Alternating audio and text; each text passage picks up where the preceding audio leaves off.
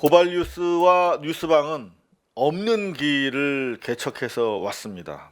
박근혜 게이트 미디어 연관어 순위인데요. 2016년 이른바 박근혜 최순실 게이트가 터졌을 때 언론들이 보도하고 그게 다시 SNS에서 회자된 빅데이터를 취합한 것입니다. JTBC가 단연 1위였습니다. 고발뉴스가 이렇게 3위를 기록하고 있습니다. TV조선보다 더 많은 기사량이 유통이 된 것입니다. 관련해서 저희는 소수 대한매체로 시작했지만 여러분들과 함께 새로운 길을 만들어 오고 있습니다.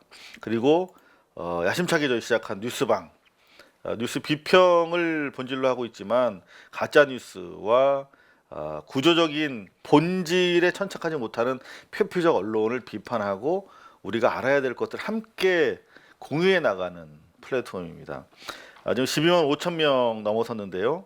여러분들께서 구독하고 공유하고 좋아요를 해주셔야 이게 언론으로서 대안으로서 힘을 가질 수가 있습니다. 지난 박근혜 최순실 게이트 때 저희 고발뉴스가 3위를 차지하면서 나름대로 최순실 박근혜 게이트를 고발할 수 있었던 것은 바로 여러분들께서 함께 해주셨기 때문입니다. 지금 함께 해주십시오. 구독 중이 아니면 구독 중으로 나오게, 그리고 종이 나와 있어야 되고 삿갓이 이렇게 있어야 됩니다. 여러분들 함께 해주시면 더 강한 담론을 펼쳐나갈 수가 있습니다.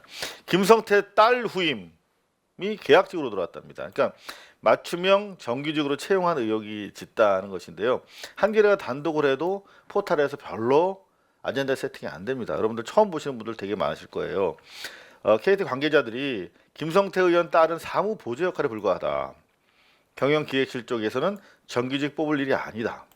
그러니까 아버지 김성태가 KT 관련 회사의 노조위원장 출신으로서 또 해당 상임위를 맡은 국회의원이기 때문에 충분히 의혹을 제기할 만한 그런 상황이죠. 입사 동기들 누군가 했더니 김성태 의원의 딸이었구나, 터질 게 터졌다, 이런 반응이라고 하는데요. 정작 민주당에서 강력하게 대응을 해야 될 텐데 오히려 민중당에서 딸 티켓 채용 의혹 김성태 의원을 고발하고 나섰어요. 이런 거는 민주당에서 그냥 좀 해주고 적극적으로 투쟁하고 막 목에 기부스하고 자빠지고 막 그래가지고 좀 더 전투적으로 물어뜯고 그렇게 해서 아젠다 세팅을 해야 될 텐데 오히려 민중당에서 고맙게 이렇게 나서줬어요. 민주당 좀 부끄러워야 할 것 같습니다. 조선일보 방상훈 회장이 참네, 이럴 때 어이가 없네, 이런 얘기 하는 거죠. 2018년 전직 사후 모임에 참석해서 일종의 송년회인데 이렇게 떡 썰면서 그런 얘기 했대요. 남북 관계가 한 걸음도 못 나갔다. 자기들이 한 걸음도 못 나가도록 막은 걸 자축하는 건가요? 계속 어깃장 났잖아요. 그죠? 남북 정상회담으로 주목받았던 남북 관계는 북한의 비핵화라는 가장 본질적인 문제에서 한 걸음도 나가지 못했다. 비핵화를 합의해내기 위한 중요한 플랫폼을 만들어냈잖아요. 근데 자기들이 계속 어깃장 놔서 지금 국내 여론이 분산되고 있잖아요. 국내 여론의 힘 가지고 미국을 견인해내는 견인자, 추동자로서의 역할을 문재인 대통령이 자임을 하고 있는데 국내에서 힘 뺀 당사자가 송년회에서 남북관계 한 걸음도 못 나갔다. 뭐 이따위 얘기를 하고 있는 그런 상황입니다. 조선일보 욕할 거 없습니다. 우리가 무시하면 됩니다. 인용하지 말고 보지 말고 구독하지 말고.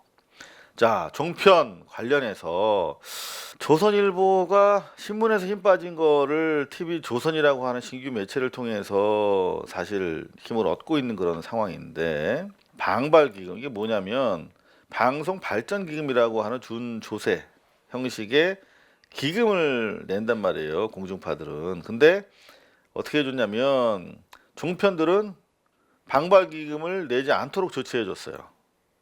그리고 2016년에 처음으로 징수했는데 이를테면은 KBS가 거의 3%, MBC 4.4, SBS 4.3, 상당히 큰 액수죠. 근데 계속 면제주다 2016년에 처음 냈는데 0.5%. 특혜라는 얘기가 나오잖아요. 그런데 이제 방발기금을 제대로 걷는다고 하는데 언제부터? 속도를 조절해 2019년부터. 이러니까 방통위를 저희가 비판을 해야 되겠습니까? 안 해야 되겠습니까? 그죠? 빨리 개혁 동력이 있을 때 초반에 이런 것들을 해 나가야 되는데 2019년으로 밀어버리면은 그건 총선 직전 해잖아요. 그리고 임기 3년 차고 대통령. 이런 것들은 초반에 해결을 해야 되는데 못하고 있어요. 종편 의무전송 특혜 환수한다.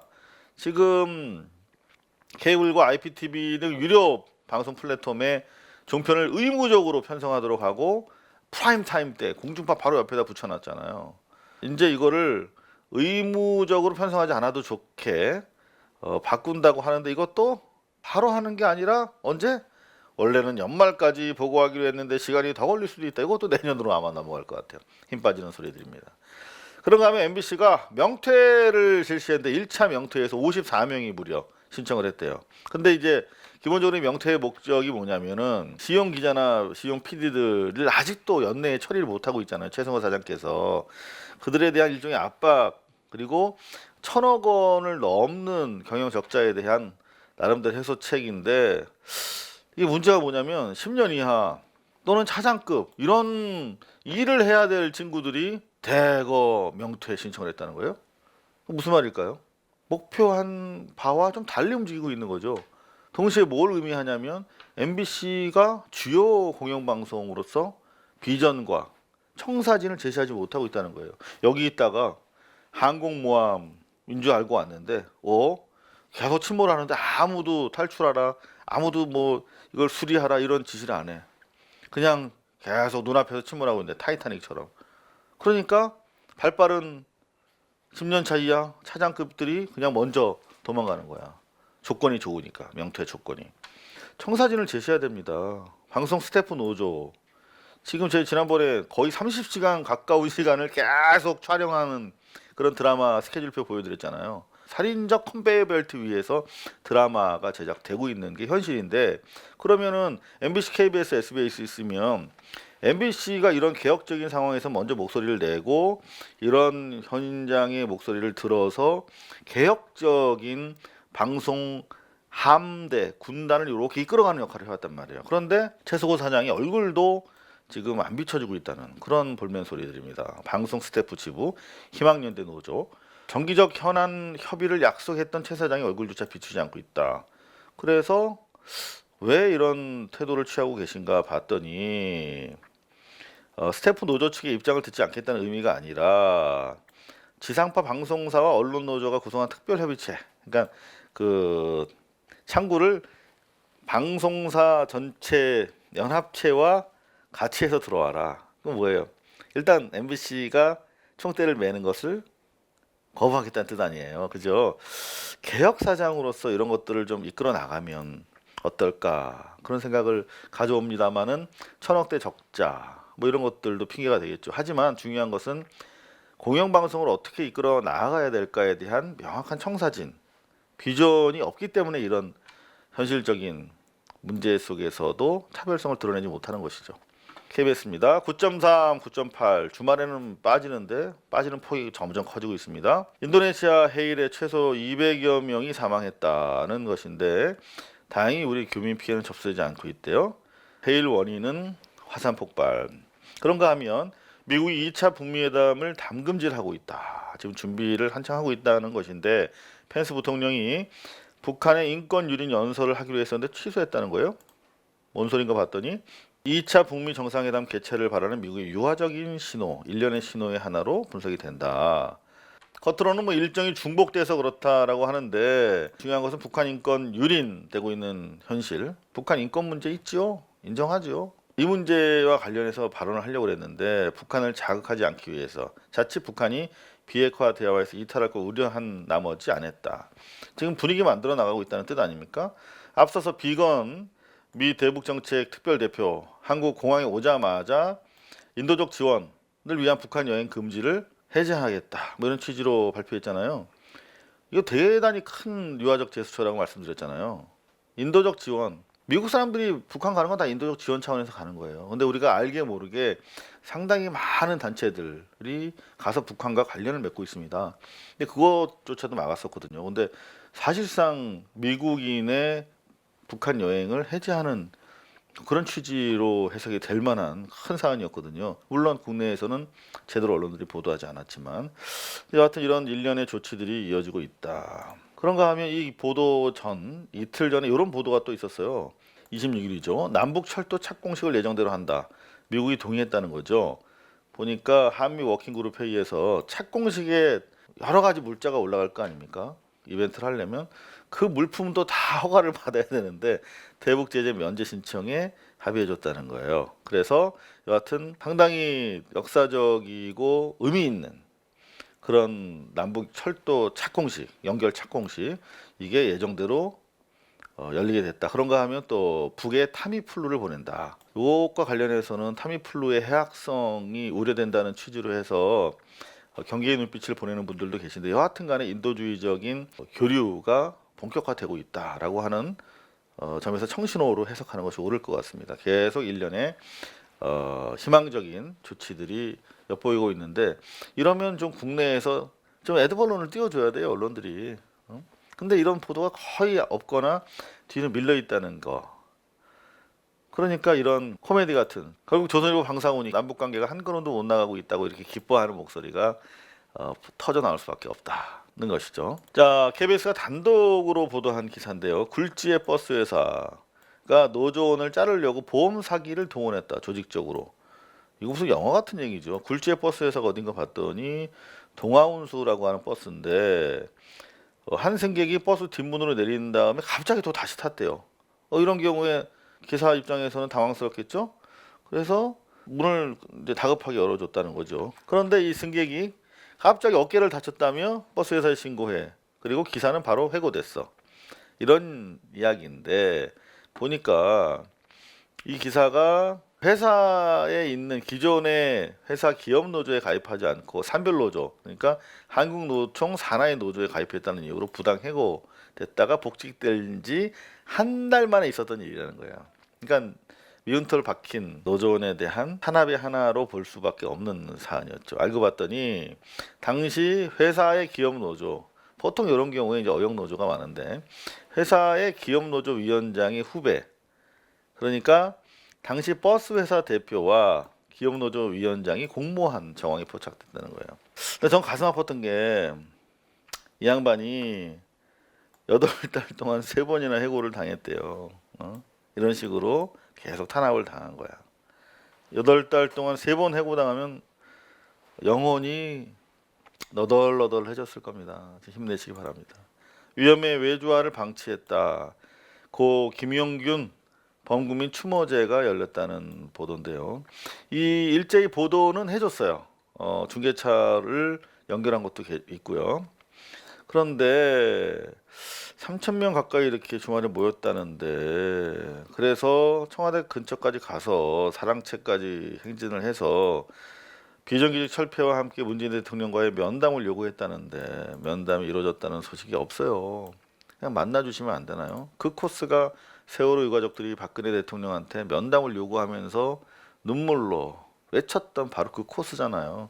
그러면 그냥 자한당이 저렇게 어깃장을 놓고 있는 한 뭐 이를테면 파견법을 개정한다든가 그런 것들이 쉽지 않다는 걸 알고 있습니다만 그래도 따뜻하게 문재인 대통령이 잠바 입고 나와서 손이라도 한번 잡아주면은 어떨까. 결국은 정치라는 것이 만나서 시작되는 것인데 하는 안타까움을 지울 수가 없습니다. 그런 와중에 보세요. 매일경제처럼 시장 이른바 자본의 이해를 대변하는 그런 매체에서는 문 대통령의 행보를 실용주의라고 표제를 잡으면서 띄워주고 있잖아요. 대선 공약도 포기한 건데 과감이라고 칭찬해주고 있잖아요. 그러니까 이런 시장 자본을 지지하는 매체들로부터는 칭송받고 실제적으로 촛불의 주력 그리고 문재인 대통령의 아주 근원적인 지지 세력으로부터 실망을 얻는 이런 일련의 조치들에 대해서는 다시 한번 좀 생각을 해봤으면 좋겠다. 그런 차원에서 지금 암과 사투를 벌이고 있는 MBC 이용마 기자가 오랜만에 페북에다 글을 올렸어요. 한번 같이 읽어봤으면 하는 마음으로 가져왔습니다. 개혁을 트럼프 대통령만큼이라도 좀 했으면 좋겠다. 뭔 소리야 이거 하면서 이제 읽기 시작하는 글인데요. 트럼프의 개혁 방향에 대한 찬반 여부를 떠나서 그의 추진력 하나만큼은 높이 평가해주고 싶다. 저는 이명 박근혜 정권을 거치면서 부단히 투쟁하고 고통을 겪었지만 그럼에도 불구하고 이명박을 지지하는 사람들은 좋겠다. 박근혜를 지지하는 사람도 좋겠다. 저렇게 한 걸음도 물러나지 않고 지속적으로 자기 지지자들이 원하는 그런 온갖 영리적이고 그리고 반역사적이지만 조치들을 계속 수행해 나갔잖아요. 그래서 그걸 되돌리기가 되게 어려운 거 아니겠습니까 지금? 그런데 트럼프도 그래. 찬반 여부를 떠나서 그를 지지하는 세력에 대한 정책을 일관성 있게 추진해 나가는, 반대에도 무릅쓰고, 대단하잖아요. 미국 우선주의를 내세웠는데 지금 추진하는 모든 정책도 그 점에서는 일관돼 보이는 거죠. 우리 이영마 씨 눈에도 기존 동맹국들 입장이나 기존에 미국 정책에 익숙했던 사람들에게는 몹시 불편하다. 하지만 트럼프에게는 새로운 정책에 대한 입장이 분명하다. 자신의 관점에서 볼 때 그런 정책을 해야 미국이 변화하고 미국의 이익이 관철된다고 믿기 때문이다. 그리고 자신의 지지자들에게 이익이 돌아가는 게 명백해 보인다. 누구에게 이익이 돌아가는가? 누구에게 이익이 돌아가는 정책을 지금 펼치고 있는가가 중요한 거죠. 지지자들 입장에서는. 그 점에서 여당인 공화당의 반대조차도 무릅쓰고 밀어붙이고 있는데 실제 어떤 결과를 낳을지 몰라도 트럼프의 새로운 정책은 어떤 식으로든 변화를 가져올 수밖에 없는 것이죠. 그죠? 반면에 8년간 집권했던 오바마와 민주당이 흑인 대통령 한 사람을 당선시킨 것 외에 무슨 변화를 가져왔는지 되돌아보면 별로 눈에 띄는 게 없다. 모범생이 집권에 크게 사고치지 않았다는 것 하나 정도가 될까? 자, 우리 사회로 돌아왔어요. 촛불 정부가 들어선 뒤 개혁을 외치고 있지만 기존의 부패 세력들 일부라는 말이 중요합니다. 일부를 형사처벌하는 것 외에는 구조적인 측면의 개혁은 제대로 추진되지 못하는 느낌이다. 적폐 세력의 일부만이 형사처벌됐을 뿐 구조적인 측면에서 새 판이 짜여지고 있다는 신호를 받지 못하고 있다는 것이죠. 파견법이 개정되지 않는 한 계속 죽음의 외주화를 통해서 청년들은 죽어갈 것이고, 그렇죠? 그리고 재벌이 주도하는, 이미 낙수 효과는 무용지물이라는 것이 드러났음에도 불구하고 재벌 위주의 경제판, 중소기업이 죽어나가고 자영업자들이 곤란할 수밖에 없는 재벌 위주의 경제판은 해소되지 않고, 이런 기본적으로 중요한 개혁 현장에서 구조적 측면이 이루어지지 못하고 있다. 제가 오늘 말씀드리고 있는 청사진이 없어서 그렇다는 거죠. MBC가 지금 안 되는 이유도 청사진이 없이 그때그때 밀리는 거예요. 그때그때 발생하는 현안에 떠밀려가고 있는 것이죠. 그럼 점점 해안에서 멀리 망망대해로 나갈 수밖에 없다는 역사적 교훈을 얘기하고 있는 것입니다. 이용마 기자는. 그마저도 재벌과 관료, 언론, 수구 정치권 등이 동맹을 단단하게 형성했죠. 이미 기득권 세력들의 강력한 저항에 부딪혀서 시간이 지체되면서 집권 3년차를 맞이하면서 개혁의 동력을 안타깝게도 상실해가는 것 같다. 어쩌면 좋습니까, 여러분? 기득권 세력의 저항에 대해 과도하게 좌고우면하면서 미리 선제적으로 타협적인 자세를 취하고 있는 것이 아닌지 우려스럽기도 하다. 정치라는 게 싸움이잖아요. 옛날에 피 흘리고 막 칼싸움 하던 것들을 제도를 통해서 점잖게 앉아서 버튼으로 투표만 할 수 있도록 해놓은 것이지 시스템만 바뀐 것이 똑같은 거거든요. 본질적으로는 전쟁인데 그러려면 어떻게 하겠어요? 미리 150%를 관철시키기 위해서 선제적으로 싸워야지. 먼저 우리가 줄게 80%만 줘. 그러면 10%도 못 얻는 게 정치거든요. 전쟁이거든요. 그렇게 하고 있는 거 아니에요, 그죠? 물론 수구 보수 세력이 국회의 다수석을 차지하고 있기 때문에 개혁에 발목이 잡히고 있는 현실 또한 부정할 수 없다. 아프지요. 국회를 없앨 수도 없고. 하지만 국민적 지지를 받는 유치원 3법 하나 개정하지 못하는 현실을 누가 책임질 것인가. 역사는 돌이켜보면 모범생이 아니라 또라이가 바꾼다. 세차게 부딪히고 20대 총선에서 심판받을 생각을 하면 안 될까? 촛불 정부가 들어선 뒤 또 한 해를 보내면서 밀려드는 소외다. 내년에도 이런 소외를 밝힐 기회가 나에게 주어질지 모르겠지만 정말 개혁 쉽지 않다. 이 마지막 말이 너무 아팠는데요. 지금 이용마 기자가 건강이 되게 좋지 않은 상황이기 때문에 쓴소리를 하면서도 내년에도 그 이후 후년에도 오랫동안 이용마 기자의 이런 쓴소리를 듣고 싶은데 그보다도 이런 쓴소리를 하지 않을 그런 좋은 사회가 빨리 왔으면 좋겠다는 생각도 듭니다. 자, 일본에 대한 얘기인데요. 표류하는 북한 어선을 구조해가지고 북한에다 송환한 사건이 있었는데 이거는 구조하기 위한 것이었다고 해명을 해도 일본 정부가 왜 우리 군이 레이더를 사용했느냐라며 연일 트집을 잡고 있다는 내용이에요. 무슨 말인가 봤더니 일본 정부는 우리 해군 함정이 자위대 해상 초계기를 레이더로 겨냥했다. 너 아이고 놀랬어. 원래 군대에서 빈총이라도 이렇게 누가 동료들이 겨냥하면 되게 싫어하거든요. 빈총도 재수 없는데 레이더로 겨냥하면 이거 쏘기 위한 것으로 인식하니까 기분은 나쁠 거예요. 그런데 우리 군은 동해상에 표류하던 북한 어선을 찾기 위한 것이었다고 해명을 했어요.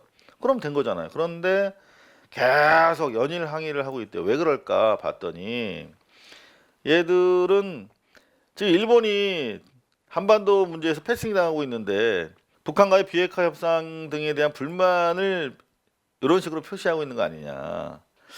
그리고 그 지역이 독도와 가까운 곳이어서 또 이런 식으로 과민한 반응을 보이는 것이 아니냐. 뭐 이렇게 해석을 했어요. 그런데 저는 여기에 하나를 더 덧붙이고 싶어요. 뭐냐면 지금 일본이 해군 전력을 어마어마하게 강화하고 있습니다. 패전 이후 2차 세계대전 패전 이후에 처음으로 항공모함을 공식적으로 도입하기로 했거든요. 바로 이 놈인데 호위함을 항공모함으로 개조하는 건 되게 간단하거든요. 항공모함이라는 게 비행기가 이착륙할 수 있음으로 인해서 전쟁을 자국 내에서 수세적으로 수행하는 것이 아니라 공세적으로 남의 바다 앞에 가서 비행기를 띄우고 폭격하고 뭐 이렇게 할 수 있는 공격형 무기잖아요. 항공모함이라는 게. 그렇죠? 다시 말하면 평화헌법 구조에 따라서 교전권과 전력 보유를 금지하고 있잖아요. 따라서 공격을 받았을 경우에만 자국 내에서 최소한의 방위력을 행사하는 그런 원칙을 가지고 있는데 공격형 무기, 제가 말씀드린 대로 항공모함을 도입하겠다는 것은 이 전수 방위 원칙에 어긋난다 하는 지적이 일고 있는 만큼 대단히 중요한 국면의 변화거든요. 그러니까 자기들이 어떤 식으로든 해군력을 강화하고 이제 무력을 사용할 수 있는 국가로서 재탄생하겠다라고 하는 군국주의적 도발 의식이 여기서도 표현된 거예요. 지금 우리는 대단히 심각하게 인식을 해야 될 문제입니다. 지금 일본의 해군력에 대해서 우리가 잘 모르는 게 있어요. 이 호쇼라고 2차 세계대전 당시에 최초의 항공모함은 일본의 항공모함입니다. 이 호쇼라는 거. 저는 호쇼 말고 몇 대나 있었지 기억을 더듬어 봤더니 여기 호쇼가 최초의 항모고요. 2차 세계대전 통틀어서 전 세계. 그런 거 하면 아카키, 아마기, 카가, 류조 어마어마하게 많았어요. 이미 2차 세계대전 당시에. 그러니까 미국을 침공한 거 아니겠습니까? 이놈들이 11, 뭐 너무 많아요. 몇 대인가도 모르겠어요. 확인된 것만 해도 지금 제가 서둘러서 찾아본 것만 해도 2세 휴가까지 26대 정도 돼요. 어마어마한 해군력을 가지고 있던 나라입니다. 이거 항공모함을 띄운다는 것 자체는 배를 만드는 것 자체에 대한 문제가 아니라 군사력을 유지하고 운영할 수 있다라고 하는 능력이 이미 7, 80년 이전에 이미 갖춰진 군사력이라는 거예요. 그 경험이라는 거 어디 안 가잖아요. 얘들이 다시 항공모함을 가지고 무력을 재장전했을 경우에 어마어마한 위험이 될 수 있다는 거죠. 이 부분에 대해서 우리가 너무 간과하고 있는 것이 아닌가. 꺼내는 게 상식인데 왜 안 꺼냈냐. 이건 원칙적 항의였다. 주말 내내 뭐 종편 뭐 난리 났었죠. 민주당 김정호 의원. 공항에 가서 뭐 여러분들 다 아는 얘기니까 신분증 사실은 뭐 짐 막 들고 있고 막 표도 있는데 다시 신분증 꺼내서 지갑에서 이렇게 보여주려면 힘들잖아요. 사실 이거 딱 보여주면 편한데 저도 몇 번 왜 이렇게까지 해야 되나 속으로 불편했던 적이 있는데 보면은 이렇게 신분증 위조된 것인지 만져보고 뒤집어보고 하더라고요. 아 그래서 그런가 보다 하고 불편하지만 저도 수긍을 했는데 아이고 이 양반이 김정우 의원이 왜 이렇게 불편하게 하냐 라며 따진 건데 기본적으로 이거는 갑질이라고 보는 게 맞겠죠. 자 그런데 이거를 민경욱 의원도 비슷한 사건이 있었단 말이에요. 자기 지역구 시민한테 침뱉은 일인데 요 YTN은 이렇게 동가로 이렇게 보도를 했더라고요. 구설수에 휩싸인 군배지들 이런 식으로. 근데 한쪽으로 너무 몰고 가는 경향이 있는 일부 매체들에 대해서는 좀 의도가 의심스럽다. 자 MBC 뉴스 데스크인데요. 3.1 주말에 상당히 떨어졌습니다. 또다시 인도네시아 쓰나미로 톱블럭을 세웠습니다. 하나 둘. 그리고 급기간 안에 강릉 펜션 사고 연통 안에 벌집이 있었대요. 말벌집이. 그것 때문에 이렇게 역류했다. 뭐 그런 추측 보도고 그것 때문에 연통이 뒤틀렸을 수 있다. 뭐 이런 얘기까지 하고 있네요. 근데 저는 요 보도 MBC에서만 확인할 수 있었던 보도인데요. 삼바 속도 내는 검찰 미래전략실 임원의 집을 압수수색했다. 이런 기사입니다. 지금 삼바 삼성바이오로직스의 분식회계 사기 회계를 서울지검이 수사 중인데 이때 삼성그룹의 컨트롤 타워였던 미래전략실의 임원 김용관 씨죠. 이 양반이 동시에 삼바 쪽의 감사도 맡고 있었다라고 하는 보도가 한겨레에 나왔잖아요. 그 한겨레 속보 차원에서 기사가 작성된 것으로 보입니다. 분식회계와 삼성 경영권 승계 과정의 연관성, 이재용 왕 만들려고 한 거 아니냐. 이쪽으로 수사가 차근차근 이루어지고 있다 하는 것입니다. 그동안 삼성바이오가 분식회계로 판정받은 회계 처리 방안을 미전실에 보고한 문건이 발견되는 등 삼바랑 미전실이 왔다 갔다 이메일을 교신한 내용은 확인했으나 미전실 간부가 직접 삼바 쪽 임원으로서 감사를 담당하는 임원으로서 참여하며 분식회계를 사실상 현장에서 지휘했을 거라고 하는 이런 의혹에 대해서는 처음 난 것이기 때문에 검찰이 상당히 중하게 수사를 하고 있다. 뭐 이런 내용인 것 같습니다. 미전실에 대해서 우리가 까먹었어요. 그죠? 그동안 구조본이라고 쭉 있었잖아요. 근데 미전실이라고 살짝 이름 바꿔가지고 진행이 되어 왔는데 여기 보시면 최지성 부회장 밑에 장충기 사장. 장충기가 누구예요? 언론사 간부들이 일제히 충성 경쟁을 벌였던 그 당사자 아니겠습니까? 장충기. 제 아들아이가 삼성에 지원했습니다. 사장님의 은혜를 간절히仰망합니다. 요게 간신배들이 쓴 게 아니라 언론사 간부들이 이렇게 문자를 보내고 있어요. 그러면 얼마나 많은 이권과 기사 거래가 있었겠나 상상할 수가 있지 않습니까? 염치불구 사회이사 한 자리 부탁드립니다.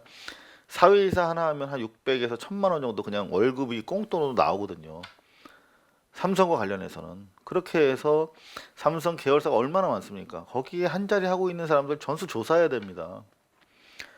여하튼 장충기 사장 정도가 그렇게 언론사 임원들을 거느리는데 여기 사장, 부사장, 상무 이런 사람들, 전무들 그 밑으로 얼마나 많은 이해관계에 또 줄 서 있는 언론인들이 있겠습니까? 그죠? 그 중에 하나가 바로 이 김용관 부사장 이번에 압수수색 받은 이 사람인데 삼성 미래전략실 일단은 해체가 됐지만 다 삼성전자물산으로 나가 있어요. 그 사람들이 미전실에서 하던 일을 똑같이 하던 짓을 똑같이 하고 있겠죠. 그래서 나라가 언론이 이 모양 이 꼴로 삼성 앞에서 무기력하고 삼성 왕국을 지탱하고 있다. 자, SBS입니다. 4.9 주말인데도 나쁘지 않았어요. 편집 역시 인도네시아 쓰나미로 했는데 뭐 특별히 다른 내용은 없었습니다. 저는 요거 사진 첨부하면서 충남 태안 화력발전소 이해찬 대표가 내려갔는데 낙탄 제거를 지시했다는 거예요. 드러난 불법 파견 정황. 어떤 얘기냐면 지금 민주당 이해찬 대표가 온다고 하니까 현장을 있는 그대로 보여줘야 될 거 아니에요. 일단 컨베이어 벨트 다 정지시키고. 근데 정지 안 시키고 있잖아요. 대신에 세탁 수준으로 석탄가루 하나도 없게 청소를 하고 있는 것인데 이 세탁을 하고 있는 사람, 청소하고 있는 사람들이 바로 김영균 노동자의 동료였던 하청 근로자들이야. 원청이 서부발전이 직접 지시를 내려서 청소하고 있다는데 이러면 돼야 안 돼요? 안 되죠. 파견법상 원청과 하청이 있으면 직접 지시하면 이거는 불법 파견에 해당되는 거잖아요. 직접 지시 관계가 있다는 거는 자기네가 해야 될 일을 남한테 미루고 있다는 거니까 그거는 하청을 빙자한 이거는 법 위반이라는 거죠. 그래서 지난번에 코레일에서 KTX 탈선됐을 때도 원청 직원인 열차 팀장이 하청 직원인 승무원한테 직접 지시를 못 하잖아요. 그렇게 지금 산업 현장이 썩었는데 이거를 뿌리부터 뒤바꿔야만 이런 일이 재발이 안 되겠죠. 파견법 20년 넘으면서 근로기준법이 직접 고용하도록 자기네가 필요한 일은 직접 고용하도록 한 근로기준법을 여러 편법적으로 방법으로 어기고 있는 이 파견법 폐지해야 되는데 이 부분에 대해서 여전히 언론과 정치권은 함구하고 있다. 그리고 청와대로 찾아간 파견법 폐지 목소리는 화답받지 못했다. 청와대 문턱을 안타깝게도 넘지 못했다. 생존권이냐 신산업이냐, 구산업은 물러가고 신산업이 도래하는 것이냐, 아니면 생존권 문제를 보호해야 되느냐, 이런 이제 이슈가 앞으로는 매 산업 분야에서 발생할 겁니다. 카푸를 둘러싼 갈등, 그 본질이 뭐냐? 결국 이것 때문에 4차 산업혁명의 도래를 희망적으로 노래했으나 실제 우리 현실적으로는 신산업에 의해서 구산업에 있는 종사자, 만약에 AI가 다 기사를 쓰면 저희 같은 기자질하는 사람들은 다 잘릴 거 아닙니까? 그러면은 AI를 깨부숴야겠죠. 자기네 당사자가 되면 깨부술 거야. 근데 지금 택시 파업하는 분들에 대해서는 또 함부로 얘기하잖아요. 그러니까 함부로 얘기할 수는 없는 사안이다. 당장 우리가 필요하니까 합승 앱을 쓰고 우버를 하자고 하는 것이죠. 근데 또 이게 부작용이 있어요. 뭐냐면 우버처럼 우버의 경제적 가치가 어마어마하다는 거 아닙니까? 현대자동차를 여러 개 갖다 놓은 것보다도 더 시장 가치가 크다는 건데, 중요한 건 그게 소수의 이익에 집중된다는 것이죠. 더구나 공유경제에 참여하는 사람들의 경우 안전망이 없어서 이전보다 열악한 처우, 보험도 지금 안 되는 상황이고 해서 소수가 이익을 갖고 거기에 참여하는, 신산업에 참여하는 사람들의 여건도 좋지 않아지는 그런 우가 있다. 그래서 기존 산업의 안정적 퇴로를 만들면서 이익 독점을 막는 공정한 거래의 토대를 만드는 것이 필요하겠다. 이런 청사진이 필요하다. 근데 지금 4차 산업혁명의 그 명암 중에서 명만 강조하고 이 암에 대한 준비는 안 돼 있다. 그러니까 지금 계속 이렇게 삑사리가 날 수밖에 없는 거죠. 아, 삑사리? 자, 죄송합니다. 자, JTBC 골목 식당까지 파고든 무이나 바람. 이것도 하나의 같은 문제인데요. 지금 보면은 경기도 일산에도 로봇이 커피를 만들어주는 카페들이 생겨나고 있다고 그러고요. 또 대형 패스트푸드점에는 뭐 무이나 바람 계속 그냥 기계에다가 주문하잖아요. 점점 고용직들이 줄어드는데 이런 본질적인 구조적인 대책 마련이 필요하다는 것이죠. 승차 거부 없는 택시를 서울시에서 300대를 가지고 시험 운영해 보기로 했대요. 그래서 정말 원하는 대로 다 태워주고 가자는 대로 다 가고 그렇게 해보자. 이 데이터를 가지고 택시 문제를 좀 해결해보자 했는데 실제로 여러 가지 어려운 점이 발생을 했다는 거예요. 그러니까 이를테면 뭐 취한 분들이 타서 기사를 폭행하려고 한다든가 막 타자마자 구토한다든가, 산악금이 이게 완납이 돼야 될 텐데 산악금을 못 내는 경우도 뭐 비일비재하고, 이런 문제점을 토대로 개선점을 보완한다고 하는데 이게 산악금제 등 택시 업계의 고질적인 문제를 해결하지 않고서는 결국은 대안이 나올 수 없다. 결국 완전 월급제로 전환하고 할 거 하면서 새로운 4차 산업혁명이 가져오는 이런 산업 간의 충돌 문제는 구조적이고 본질적으로 대응해야 한다. 이런 목소리가 설득력을 얻고 있는 것 같습니다. 이상호의 뉴스 비평이었습니다. 고발뉴스는 여러분의 자발적 후원에 힘입어 운영되는 대한매체입니다. 자본과 외압에 흔들리지 않는 언론으로 키워주십시오. 후원 신청은 지금 고발뉴스닷컴에서 접수 중입니다.